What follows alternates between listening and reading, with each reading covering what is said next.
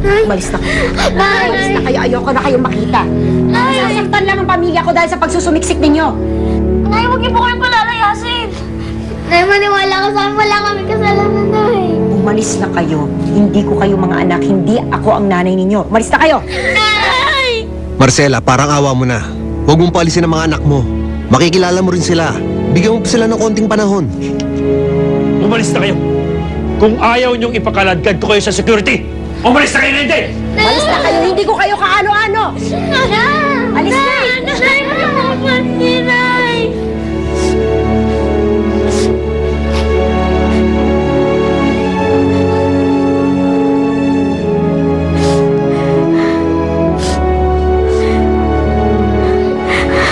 Mga bata, halika na.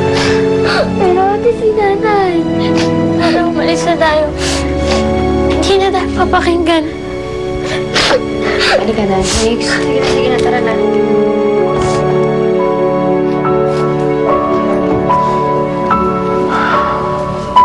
Ann. Simon.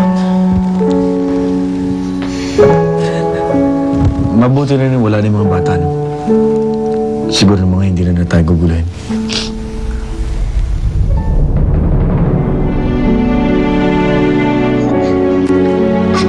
Ano itsura niya, kuya? Ano nangyari? Hindi pa rin siya gising, pare. Di ba lang tayo makapasok para makausap si Lola Clarita? Ano kaya nangyari sa kanya? Sana gumaling na siya agad. Tinaboy na nga tayo ni Nanay. Ayokong mawala pa sa atin si Lola. Pagdasal na lang natin siya para pati na din si Nanay. Sana nga, bawiin na ni Nanay yung sinabi niya. Sana, huwag na tayong paalisin. Kung gising lang ang lola ninyo, hindi niya hayaang mangyari to. Nurse, pwede po bang malaman kung anong lagay ng pasyente sa loob? Lola po namin siya. Lola nyo? Teka, bakit may kasama kayong aso? Bawal ang aso dito.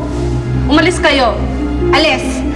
Miss, sandali lang po. Sabihin niyo muna po sa amin kung kamusta na po yung lola namin. Sige na po. Hindi nyo ilalabas yung aso nyo? Teka, tatawag ako ng guard.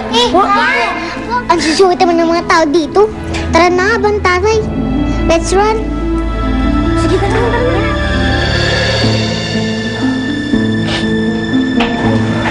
Ann, hayaan mo na sila. Huwag mo na sila isipin. Hindi na sila babalik dito. Kahit na, kuya. Kahit na umalis na sila. Tingnan mo nga ako. Kuya, sinira na nila yung mukha ko.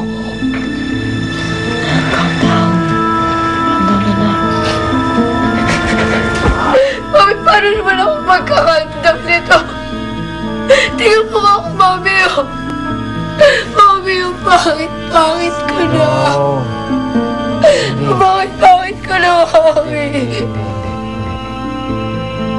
Dad, this is all their fault. Kasalanan nila to. Help me, Dad.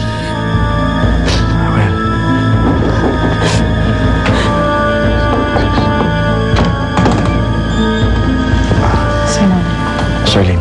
I heard about what happened to your daughter. Marcela, lalabas ako saglit, ha?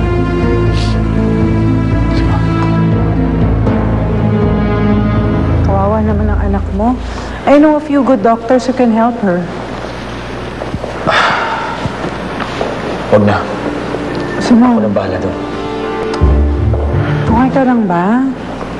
Masyado ka yatang worried kay Ann eh. It's not Ann I'm worried about.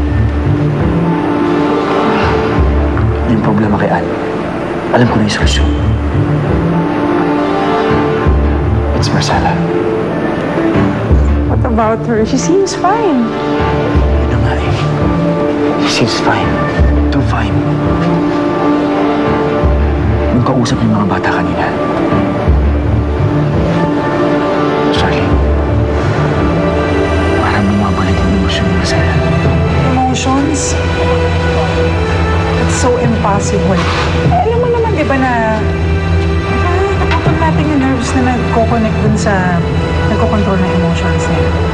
So, ano yung nangyari? Charlene, paano mo papaniwanan yung sinabi ko? Ano mo, Simon? Baka naman you're reading too much into the situation kasi nga stressed ka. Alam mo, baka naman anxiety lang yun at hindi galit gaya ng inaakala mo. Epekto din siguro ng lobotomy. Alam mo, kung inaakala mo na makukuha mo pa ulit yung dating Marcela, hindi na mangyayari.